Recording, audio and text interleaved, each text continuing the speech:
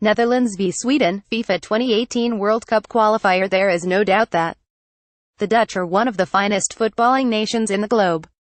They finished as runner-ups in South Africa and subsequently finished third in 2014 at Brazil.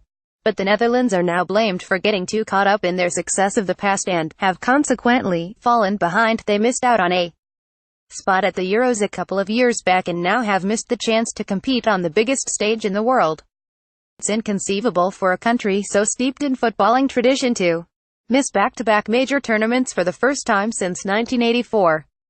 With a severe lack of quality available to the national team manager and the standard of the National League dipping by the season, let's find out where it all went wrong for the men in orange.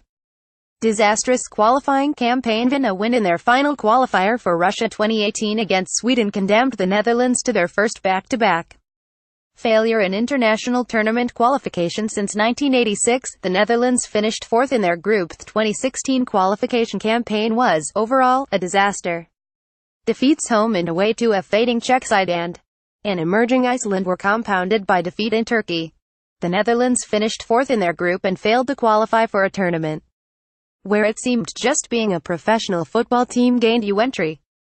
Hiddink departed less than a year into the job, and was replaced by his former captain and assistant manager Danny Blind.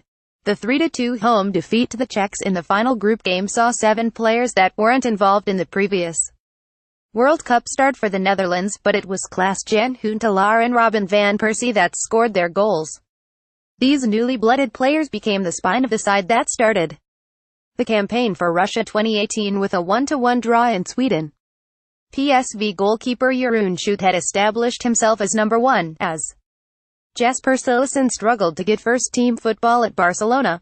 Wolfsburg's Geoffrey Bruma and then Southampton star Virgil van Dijk joined Daryl Janmaat and Daley Blind in defence. Ajax's promising youngster Davy Klaassen was introduced into a midfield with Wijnaldum, Kevin Strootman, once Holland's great hope, but blighted by injuries, and Quincy Promes, an exciting winger who had excelled at CSKA Moscow. Sneijder remained in the team, supporting Jansen up front. On paper, a decent side, but while Van Dijk had made a name for himself in the Premier League, the likes of Janmaat and Wijnaldum had recently left relegated Newcastle, their commitment in avoiding the drop heavily questioned by supporters in the northeast. Daley Blind soon found himself out of contention at Manchester United following Jose Mourinho's appointment, and Jansen's big money move to Tottenham was quickly becoming a nightmare as he failed to hit the ground running. Memphis Depay, another regular squad member, had been shipped out on loan to Lyon, failing to pull up trees in Manchester. Question marks over the quality of the leagues in Holland and Russia left the jury out on Schutt, Klaassen, and Promes. A 2-0 defeat in Bulgaria in March left the Netherlands' hopes of qualifying hanging by a thread, and Blind was disposed of. Dick Advocaat, who had picked up the pieces the last time the Dutch had failed to qualify for a major tournament, was appointed and watched his side convincingly stick 5 past Luxembourg in his first game. Further youngsters were blooded, with Lazio's Wesley Hoedt and Chelsea's Nathan Ake both seeing playing time against Luxembourg, but the trust in youth backfired spectacularly as the Dutch were roundly trounced in France during their next qualifier.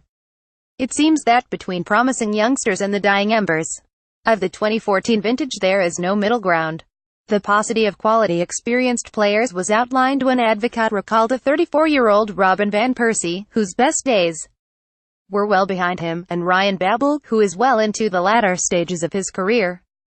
The Netherlands squad is fittingly in a schism, those that aren't yet experienced enough for the rigors of international football, and those that no longer have the legs for it. It is a shame that the once powerhouse of football won't be part of this year's World Cup.